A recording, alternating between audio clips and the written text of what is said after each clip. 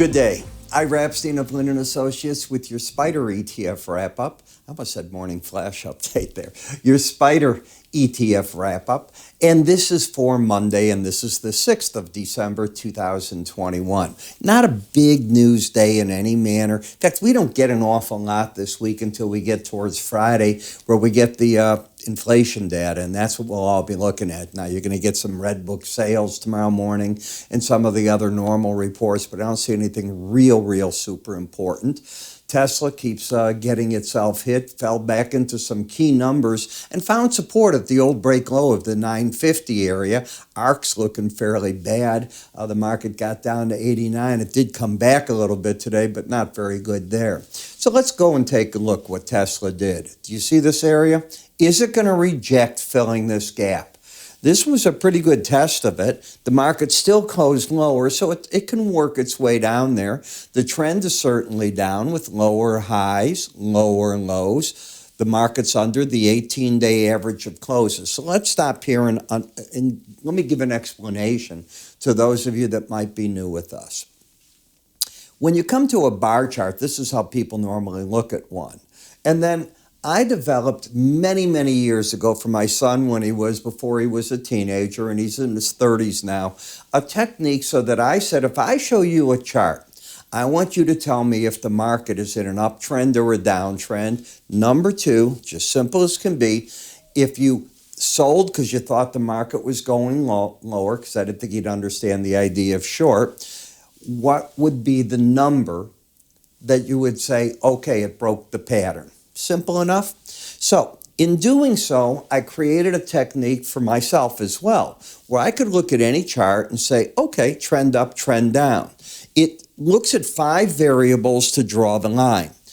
Is the market making a lower low than the prior day, a higher high than the prior day? Is it an inside trading range from the prior day or an outside day up or down? Everything's to the prior day. You can remove the word day for week, bar for a 15-minute bar, a 5-minute bar, it doesn't matter. The concept's the same.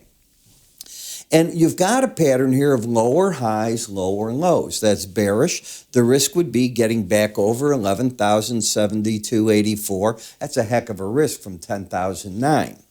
The market's underneath the 18-day moving average of closes. Everything needs a filter on it. So I filter the swing line with the 18-day average of closes, and I define bias from where the market's trading at to the 18-day average. When the market is under it, the bias is down. So I have a downtrend, and the bias is down. On rallies, I would expect resistance to be right here, just the way if you had a market break here and you got a pullback in the market from any of these. You come down, the 18-day average, drop again. 18-day average should be the resistance if you go up. And if the market drops from there, so on and so forth. You're getting an idea of the picture. So that's what I'd be looking at there. The next thing I look at are the Bollinger Bands. Why? Bollinger Bands are an algorithm designed to keep the market trading within them 95% of the time.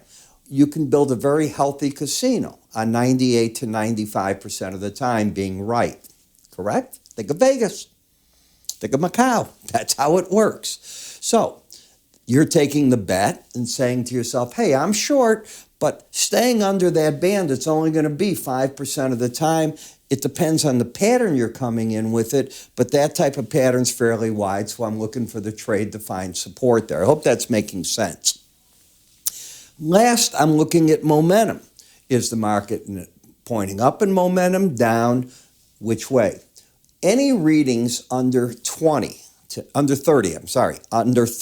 oversold. If they get under 20 or over 80, there's a whole different thing that happens called embedding. You're not there at this point. So I have an oversold market that's hit its downside target. Resistance is back at 1083, but it's oversold at this point. I don't know that you'll attract a lot of new selling. Conversely, in Apple, you have a market that's got readings in the 70s. So it's overbought in an uptrend. It had hit its upside target just last week, pulled back, The resistance, again, is 169.87. And no, I'm not bearish this market, but it is overbought. I'm bullish. ARK is still a bear market. You can see how the market keeps just working its way down. So what happens here, remember I said there's different patterns. This pattern, the market had been working within the Bollinger Band. When you start moving against it, I teach in my charting course and other things, the tricks that you look for to see is the market going to accelerate with it. This was the breakout number right there. And you can see what the market's been doing ever since then. That was the play. And now the question is, until you get the red line here over 21, rallies are still being sold, in my opinion, by the pros looking for lower prices. In XLI, the rally today got as high as 104.58, taking out that high. So you broke the downtrend. This whole pattern to the downside, in my opinion, that began up here with the lower highs all the way through, ended today. And I don't know that it's going too far because it's got the 18-day average right in front of it, and that's the first resistance point. In the semiconductors, you got down to the Bollinger Band, that's where support should be. You got up to the Bollinger Band top, that's where resistance should be. You're just doing one of these within there. Oversold in a downtrend, you already hit the target. CNBS, I want to see CNBC, but it's CNBS. Outside day down. Now you have a warning sign. If the market takes out the high of an outside day down, another rule comes in. And that often is a sign that the market then wants to retreat to the closest main moving average above it, which in this case is the 18-day. It hasn't done it. So until it does it, you're still looking down, and this is what we call embedded. So these pros are selling this market on the rally, still looking for 1386. There's a number where it will be too cheap. I don't know what the number is. The market will tell us. In the home builders, this downside move that the market had from here culminated with the battle at the 18-day average, and now you've gotten over this high, and that could set you up to the upper Bollinger Band, but you're not trending. You ended that swoop to the downside. Now the market's looking to see what does it do next. In the energy sector, battleground is the 18-day average of closes. Now, the market has a pattern of a lower low, higher high, momentum up, and bias down. It's a mess. Still not telling us to do anything as I see it. The emerging markets, when you got up on this day, right through here, I said that, just like I said, I think it was just in the materials or one of those, this move, when you get over that high, is screaming to me, better watch out. If you lose the embedded reading, which you did Thursday, market could go to the 18-day average, but this swoop to the downside has run its course. It would have to re-embed to get me bearish, otherwise it's just oversold, and I don't think it attracts new selling money. Oversold. Gold has been one of these markets with an embedded reading, bearish. It's got a higher high, lower low, but this rules the day, not the swing line. So on rallies up here, I think the pros are selling this market short. And on the first close where the red line's over 21 at the end of the day, I think they cover their shorts. Until then, they have control of the market to the downside. The gold miners got as low on this break as the lower Bollinger Band is the market embedding. So watch. Day one, where both numbers are under 20.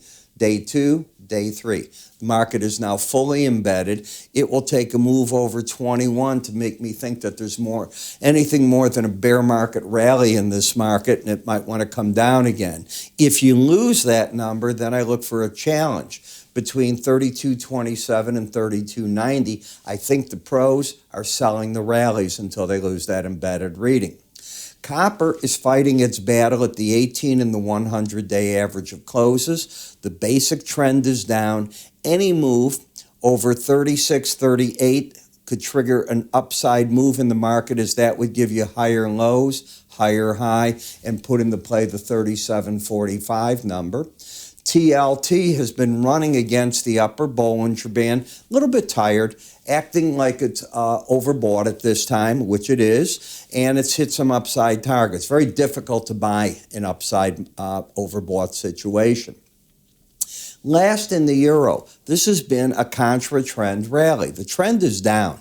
You've been staying under the 18-day average. So this was the correction, and now if the market wants to run its course, you've got to get a new pattern of lower highs, lower lows, which it hasn't offered yet. So as I talk about this, you might want to go to our website at www.iraepstein.com. Take a look on the top left of it. We have a series of free offers. You may want to take a look at one of them that has to do with SPDR's ETFs. I'm Ira Epstein. You have a great trading day.